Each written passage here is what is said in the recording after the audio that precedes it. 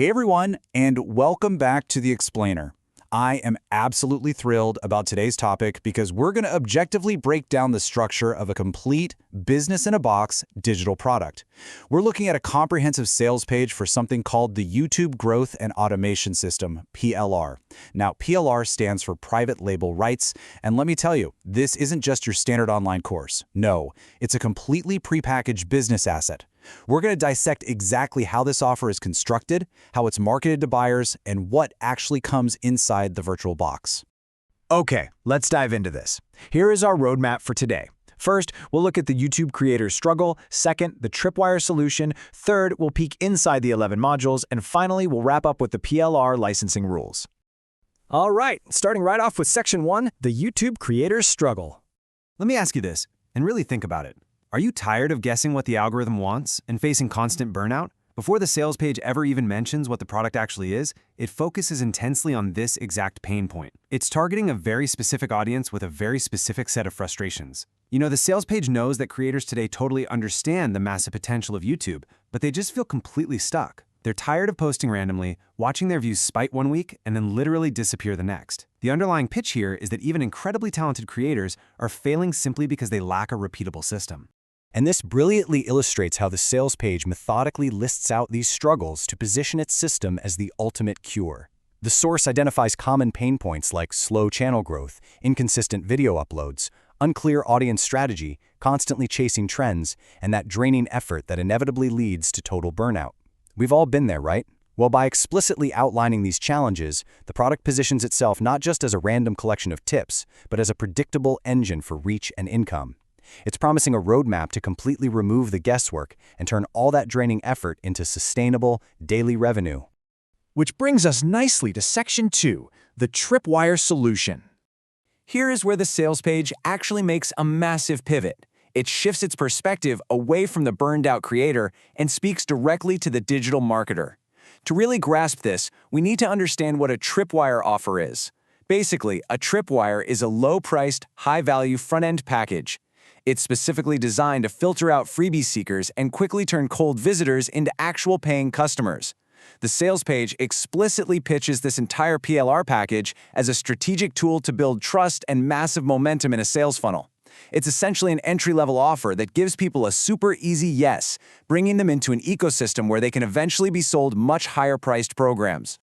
I mean, listen to this core pitch. Skip the creation workload and launch immediately. The appeal here isn't just about learning some YouTube strategy. It's about completely bypassing the difficult, time-consuming content creation phase. Because this is a done-for-you private label rights package, a marketer can just buy this, slap their own branding on it, and boom, instantly have a 10-lesson starter program ready to sell. It literally saves weeks of outlining, writing, and producing content from scratch. So what's actually in the box? Let's pull back the curtain on Section 3, inside the 11 modules. The sales page lists an overwhelming 11 separate modules. It's a lot to take in, so to make sense of it all, I've kind of grouped them into a logical progression of 4 steps. Step 1 is the core educational content, the actual lessons. Step 2 covers all the visual branding assets to make the whole thing look professional. Step 3 provides the funnel and sales infrastructure, meaning the actual functioning web pages to sell the product. And finally, Step 4 gives you affiliate promotional tools, so you can have other people sell it for you. It truly gives you everything from the teaching material down to the exact marketing assets required to launch. The whole shebang. Now, what's really interesting about these numbers is how the source assigns specific, really high dollar values to the foundational teaching materials. For instance, you have 10 written lessons valued at $297. But check out Module 2, 10 professionally produced video lessons in MP4 format valued at $497. The sales page heavily emphasizes the inclusion of this professional MP4 video training, specifically pointing out that a lot of competitors out there don't even bother including video.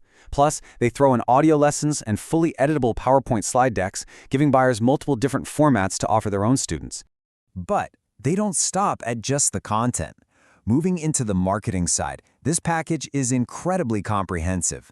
Modules 6 through 11 cover all the promotional assets. You get a professionally written sales letter, lead capture pages, delivery pages, all complete with the actual editable HTML, CSS, and JavaScript. It also includes a ready-to-use affiliate center, promotional banners in Photoshop format, and plug-and-play email swipes as docx files. And on top of all that, it values the actual private label rights license itself at almost $1,000. Add all of those claimed values up, and you get this very specific, very huge number, $2,837. I really want to emphasize this exact total from the sales page because it serves as an absolutely powerful psychological anchor. By establishing this massive total real value, the marketer is setting the stage to make the heavily discounted tripwire price seem completely, undeniably irresistible. It's a classic sales technique, right? Show overwhelming value right before revealing the actual surprisingly low cost. Let's move to and see how this builds into our fourth and final section, the PLR licensing rules. The source lays out a very clear, strict set of rules. On one hand, you have the freedoms to rename, rebrand, and sell the final PDF and MP4 versions. You can bundle them with other products, use them as juicy lead magnets, or add them straight into your membership sites. But we have to objectively contrast that with the strict prohibitions. You absolutely cannot sell or give away the editable source files. No docx documents, no Photoshop files, no raw HTML code. You also cannot offer any master resale rights or transfer your rights to anyone else. No way. So the crucial point comes down to this. The license gives you full control of the finished products while aggressively protecting the value of the source materials. According to the source, these specific PLR boundaries exist for one reason: to maintain the exclusivity of the raw materials. The original creator absolutely wants to allow you to sell the course to your students, but they want to remain the sole, exclusive provider of those underlying business-in-a-box templates.